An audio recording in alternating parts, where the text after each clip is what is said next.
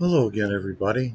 This is Rocket Rick J18, and today I want to talk to you about the 1957 Topps baseball card set. It consists of 407 cards, which are in the format 2.5 inches by 3.5 inches that has been the standard since 1957. The taller cards that fit into the 8 pocket sleeves. Uh, we won't see those again, probably really, I guess, until 1989 when the Topps came out with the Bowman issue, and they were the standard tall size uh, that started in 1952. So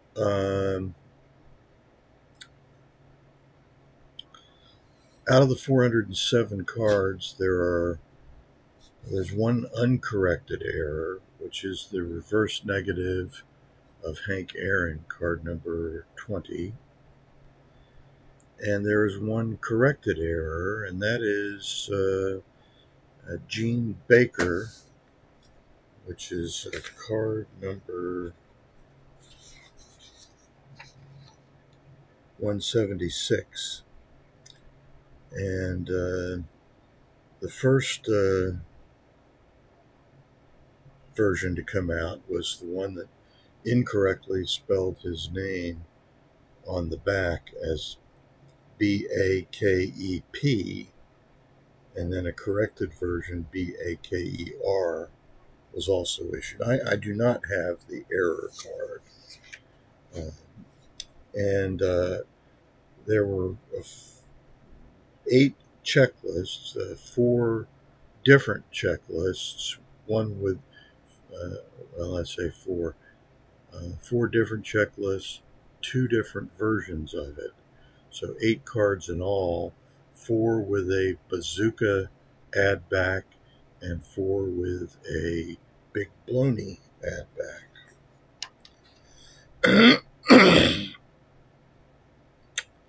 um,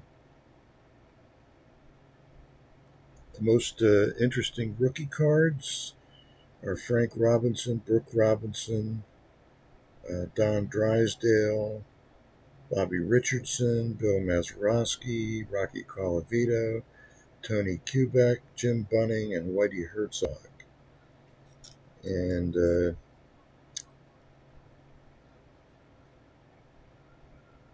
2 multiplayer cards.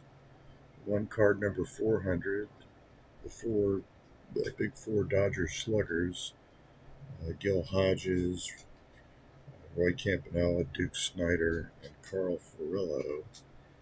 And then the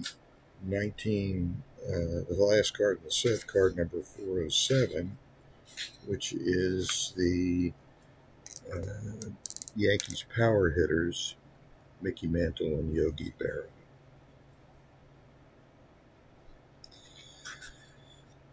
The cards were sold in um, um, wax packs for 5 cents, including 2 Bazooka contest game cards. 1-cent packs were also available, and so that's really the excitement of the 1957 test. Let's take a look at some cards, and we'll see what it's like for you. Okay, so first is, um, and we'll just kind of run through these one sheet at a time. Card number 1 is Ted Williams. Card number 2, Yogi Berra. Those are both Hall of Famers. Card number 7, Luis Aparicio, also a Hall of Famer. And also notable, Sal Barber, Dale Long, Don Mossy, the E of the Cleveland Indians, fame and fortune, and Hector Lopez. Hector Lopez really achieved his greatest notoriety as one of the many Kansas City A's to also play for the New York Yankees. Uh, Page 2, another three Hall of Famers. Number 10, Willie Mays. Number 15, Robin Roberts. And number 18, rookie Don Drysdale. This is Don's only card that pictures him in a Brooklyn Dodgers uniform. Also notable, former Yankee Billy Gardner, Pittsburgh Pirate great Dick Groat, and I'm showing you the back side of these cards, mostly without comment, just so you can see them. I think it's not a busy back, but it is chock full of information. Here's the Hank Aaron reverse negative card, uncorrected error, card number 20. Also, Hall of Famers Bill Mazeroski and Whitey Ford. Mazeroski is also a rookie card.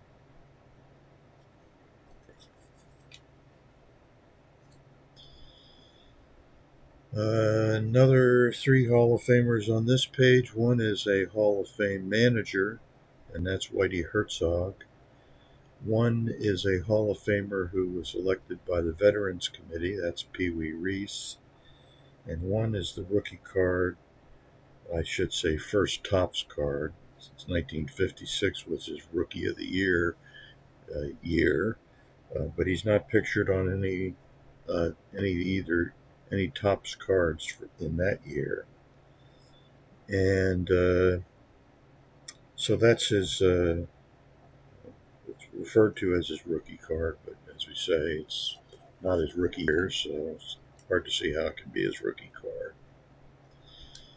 On the next page, we have Nellie Fox and Early Wynn, two Hall of Famers.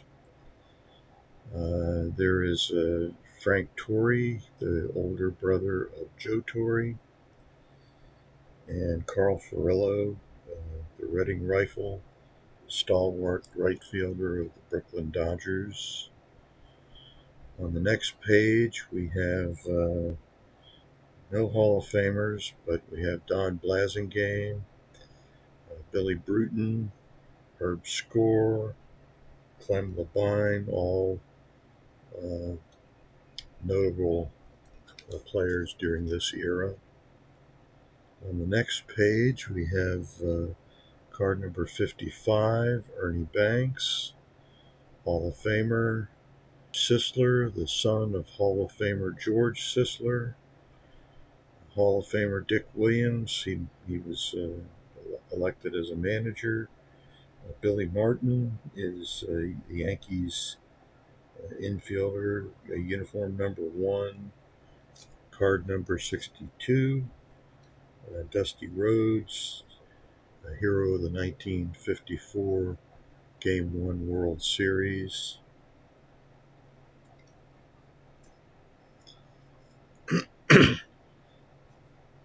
Pete Reynolds, he's going to be a future batting champion.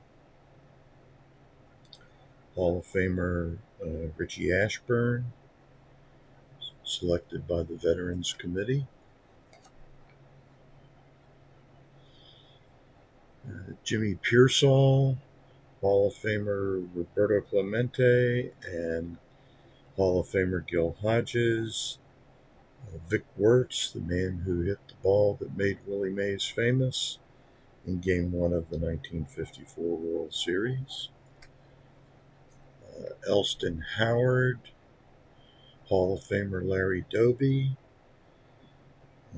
Tom Gorman, the son of Major League umpire Tom Gorman, Harvey Keene, Hall of Famer Warren Spahn, former Rookie of the Year Roy Sievers, and Mickey Vernon, former batting champion Mickey Mantle, Alvin Dark, Hall of Fame manager, the Yankees team card, number 97.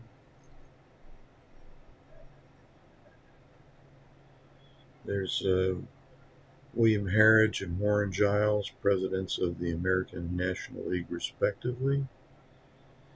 And Chuck Stobbs threw the pitch that Mickey Mantle hit 565 feet for a home run in Griffith Stadium. Joe Nuxall, the youngest player ever to play Major League Baseball. And there's former Cardinal Bill Verdon, now on the playing center field for the Pirates. There's Hal R. Smith, a current, contemporary St. Louis Cardinal. He would also be on the Pittsburgh Pirates in 1960 for their World Series championship team, along with Wilmer Vinegar Bend Mizell. There's Joe Adcock, one of the relatively few players to hit 4 home runs in a game. Former Rookie of the Year Jim Gilliam. Hall of Famer Bob Lemon. Former Hall of Famer Al Kaline. Also batting champion as a rookie. Ken Boyer, the third baseman for the Cardinals. Many think should be in the Hall of Fame. There's Clete Boyer, another Kansas City A, who made his name with the New York Yankees. And there's Don Newcomb with the Brooklyn Dodgers. Bill Skowron with the New York Yankees. Del Crandall with the Milwaukee Braves. Hall of Famer Minnie Minoso. Andy Pafko, card number 1 in the 52 top set as a Brooklyn Dodger. Don Mueller, Bob Friend with the Pirates. Hall of Famer Red Schoendienst.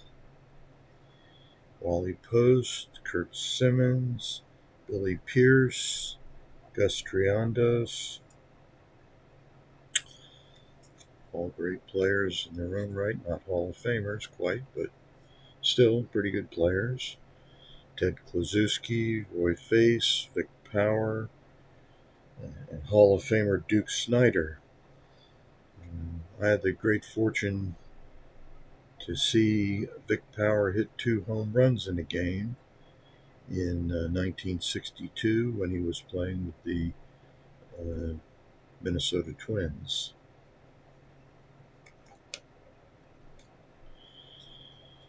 And there's Roger Craig, who lost, I should say, 20 games with the hapless New York Mets. I guess the only good thing you can say about it is you got to be a pretty good pitcher to lose 20 games in a season, because you're not going to get a chance to lose 20 games unless you're a pretty good pitcher. And there's Don Larson and Gus Bell, not Hall of Famers, but Don Larson, of course, famous for throwing a perfect game in Game 5 of the 1956 World Series. There's Tito Francona. Johnny Cucks and Virgil Trucks.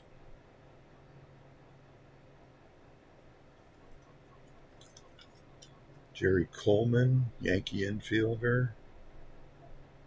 Bobby Avila, Cleveland Indians.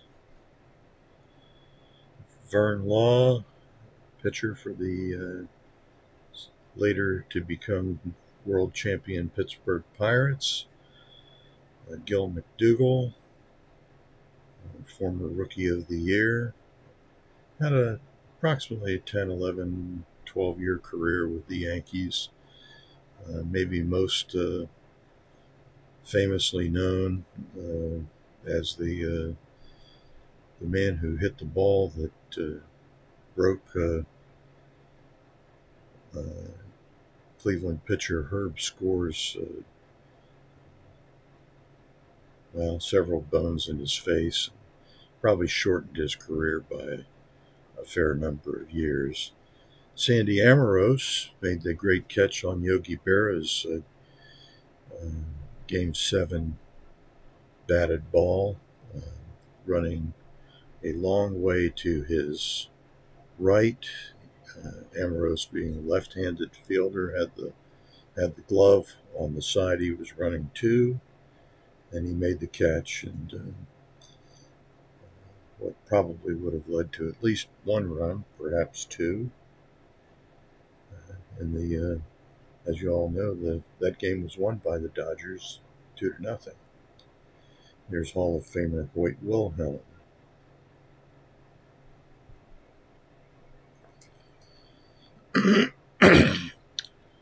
There's Lou Burdett, the hero of World Series MVP for the Milwaukee Braves in 1957, when he won 3 games of the 4 that the Braves won when they beat the Yankees 4-3. Bob Skinner, the left fielder for the Pittsburgh Pirates. Roy Campanella, the Dodger catcher. This would be Roy's last picture, player card. In December of 1957, Roy was involved in a one-car accident which left him paralyzed and ended his career, obviously.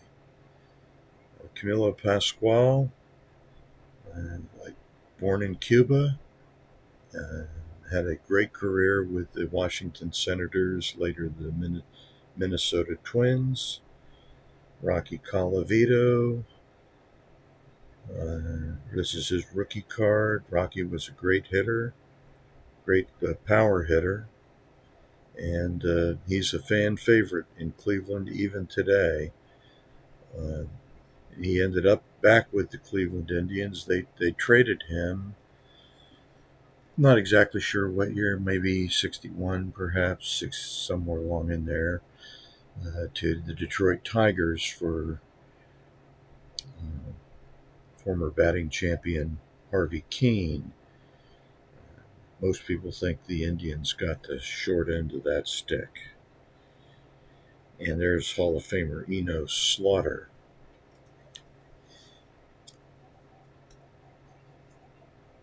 Well, that gets us about halfway through the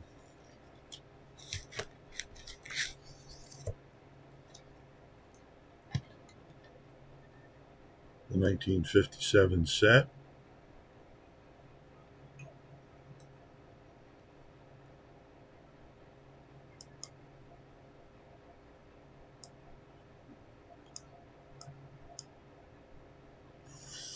Okay, so moving on, Gene Stevens, outfielder, Vern Stevens, sometimes known as, Jackie Jensen. Jensen also played for the Yankees.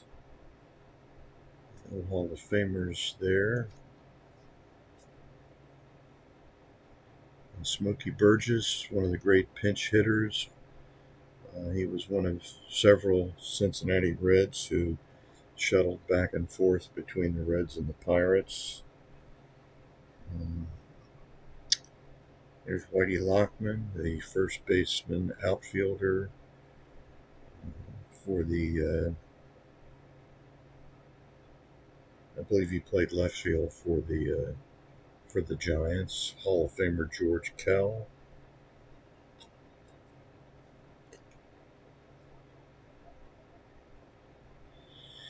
There's Hank Bauer and Charlie Neal, two. I guess today they would be probably known as minor stars. You probably notice Hank Bauer's number 9.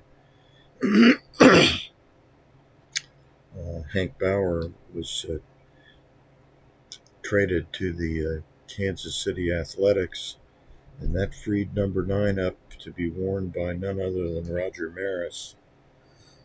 There's Charlie Neal, played second base for the Brooklyn Dodgers, position which he played with certainly some great skill. And here's Hall of Famer Eddie Matthews and pitching great Carl Erskine. Carl went with the team out to Los Angeles at the end of the '57 season, but his best years were behind him at that point in time. Gus Zernial, power hitter for the Athletics,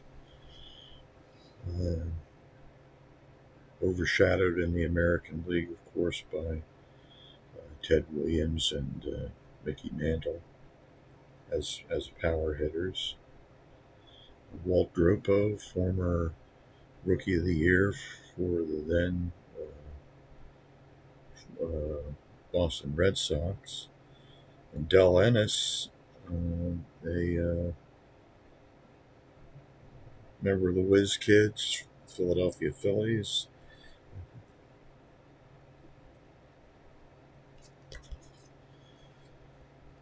And then here we've got the hero of 1958 World Series, Bob Turley. Harvey Haddix, another one of those former Cardinals to play for the Pittsburgh Pirates. Bob Cerv, another former New York Yankee to be traded to the Kansas City A's.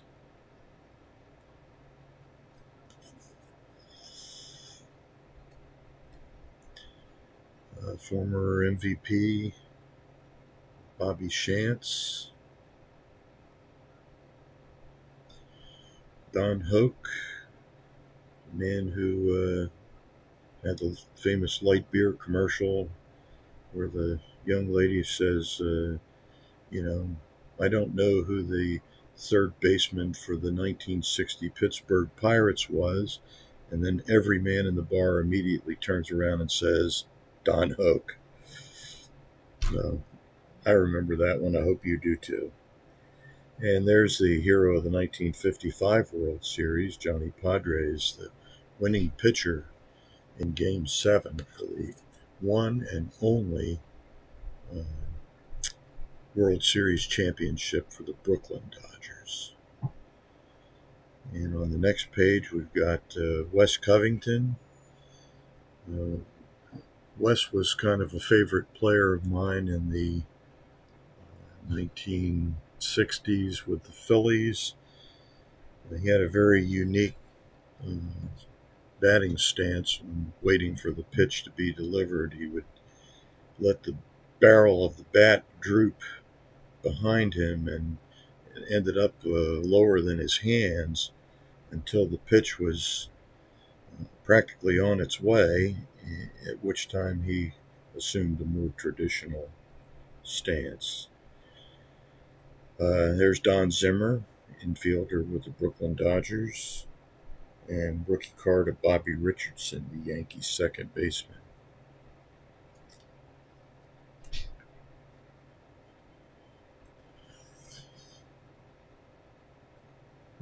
Next we have really No great, no Hall of Famers or really great players. Johnny Clipstein down here at the bottom achieved some notoriety with the Philadelphia Phillies as a relief pitcher in the 60s. There's Mike Garcia, 20-game winner. Irv Noren, another one of those A's who achieved some notoriety playing with the Yankees.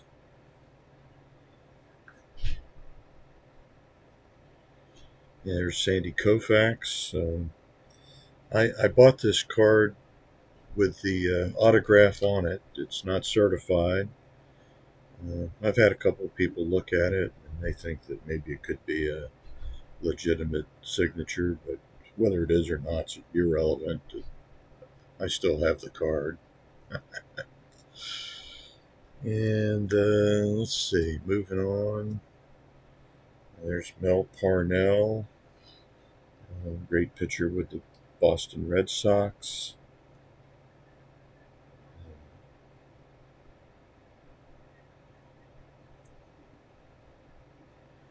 There's Tony Kubek's rookie card.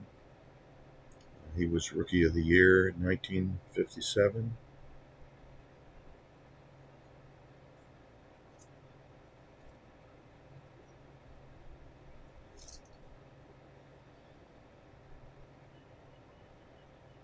And there's Mickey McDermott, who probably had his best years with the Boston Red Sox.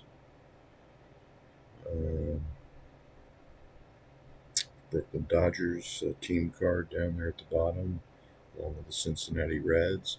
And there's Gino Cimoli. Those of you who follow the World Series cards when they started being included will remember that Gino Cimoli was on the Pittsburgh Pirates in 1960, and one of those cards has pictured him sliding into second base. Cimoli safe at second.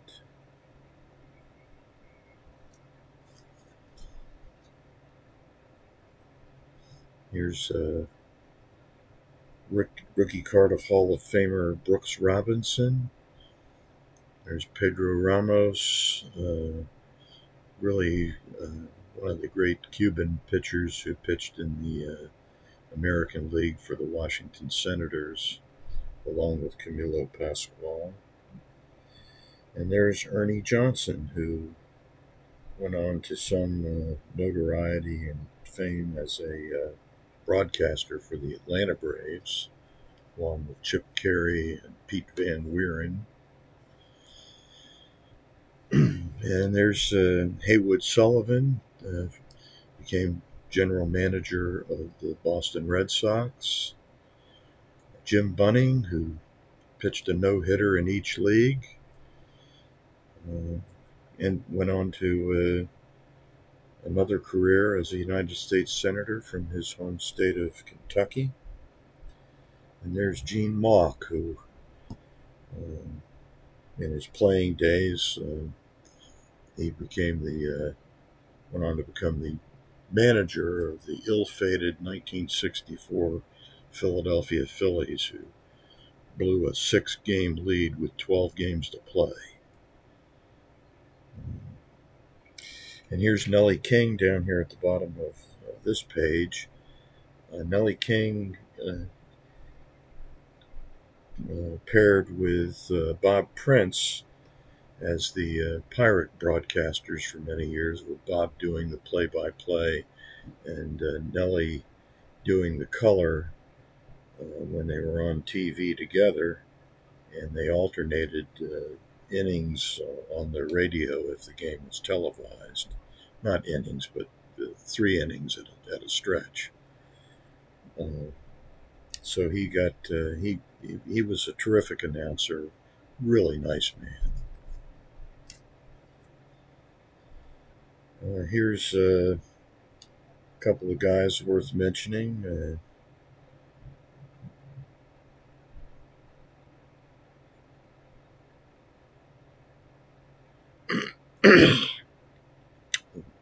One is Frank Malzone, really a terrific third baseman for the Boston Red Sox at a time when the Boston Red Sox weren't all that great.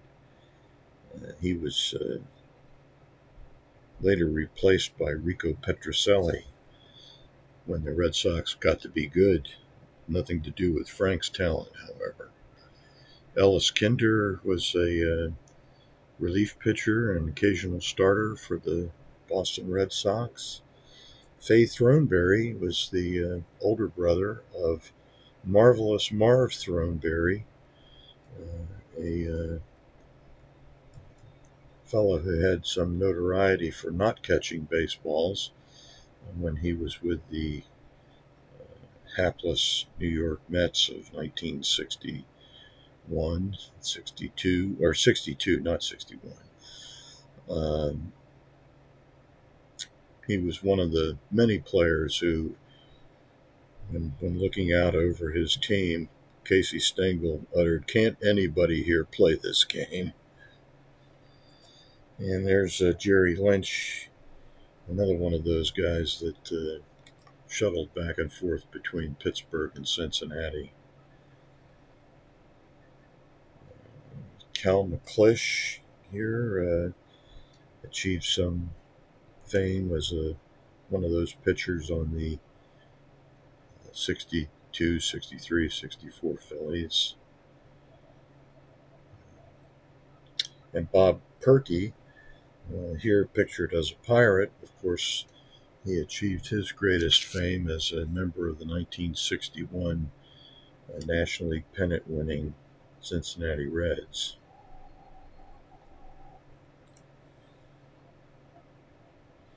Pete Wisenant was a pretty good outfielder for the Reds during the 50s. Jim Landis, I believe he was an all-star in the outfield for the Chicago White Sox. There's Walker Cooper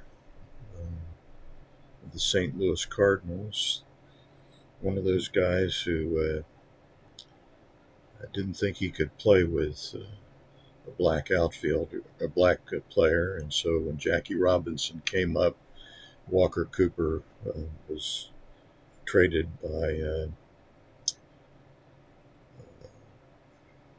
general manager of the Brooklyn Dodgers. Juan Pizarro was really a terrific pitcher in the 60s with the White Sox.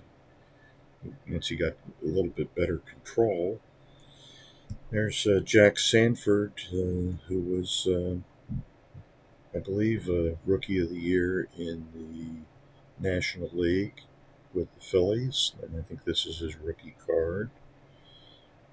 He, had his moment of fame as the star pitcher of the San Francisco Giants in their 1962 National League pennant winner. Here we have Ralph Terry, who was the guy who gave up Bill Mazeroski's seventh inning game-winning home run, the only seventh inning game-winning homer.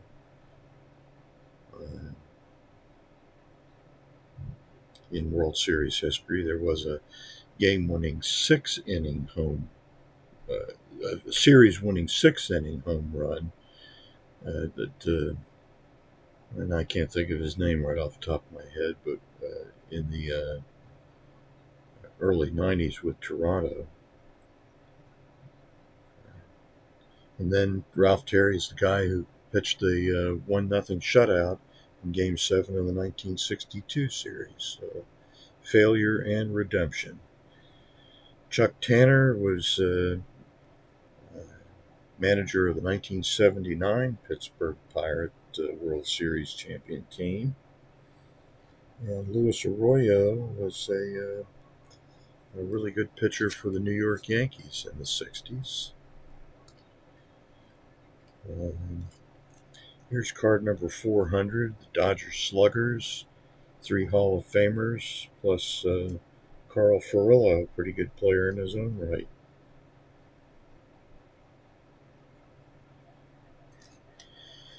And here is the last card in the set.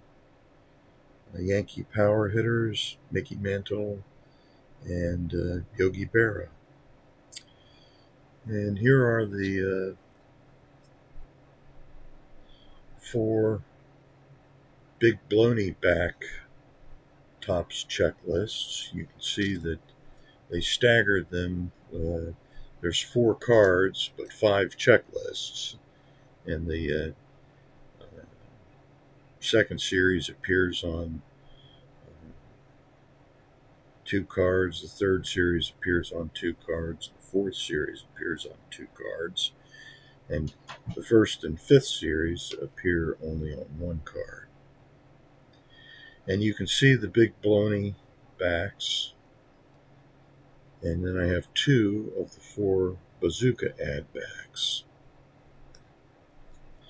Neither one of them seems to be any scarcer than the others, but they're all expensive, especially that 4th checklist, the 4th and 5th series.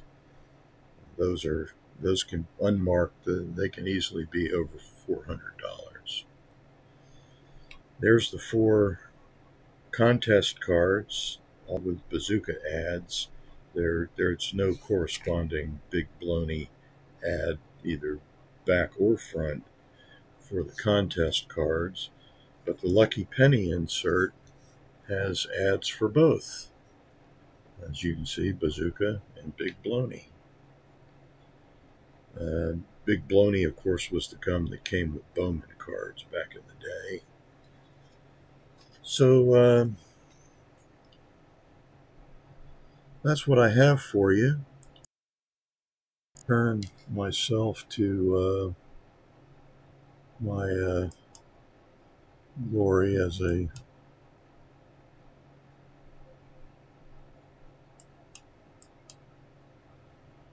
get that glare off of there, because we can't have any glare. Even though if I hold my glasses right, you'll get some. Okay, so that's what I have for you today. That's the 1957 set. Hope you enjoyed this. If you like this video, be sure and hit the like button.